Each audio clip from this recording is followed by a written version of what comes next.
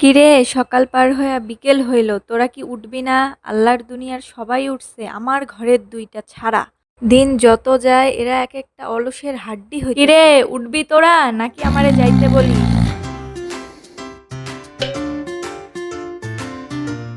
কেবল দেখি ৭টা বাজে, এমন ভাবে চিল্লাইতেছে মনে হয় বেলা ১২টা বাজছে। শান্তি নাই এই বাসায় ঘুমায়া। খালি ৩ বেলা খাউন দেয় আর ওয়াইফাই আছে জন্য যাই না, না হলে বাড়ি ছেড়ে কবেই চলে যেত।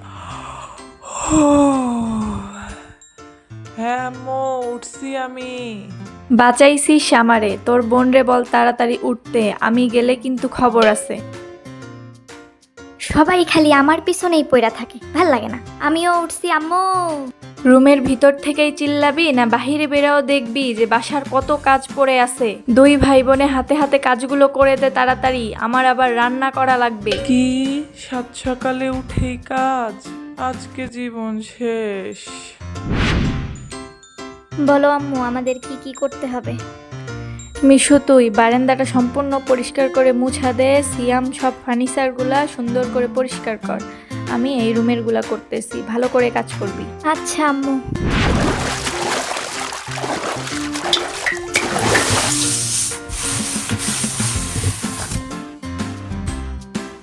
মায়ের হেল্প করতেছি, আমার জন্য দোয়া করবেন যেন ভালো করে কাজগুলা করতে পারি।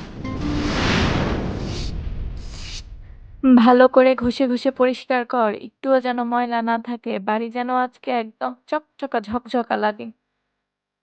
আজকেই সব পরিষ্কার করতে হবে? সব আজকেই পরিষ্কার করতে হবে। আচ্ছা, ঠিক আছে আম্মু। যাই, আমিও সব কাজগুলো সেরে ফেলি।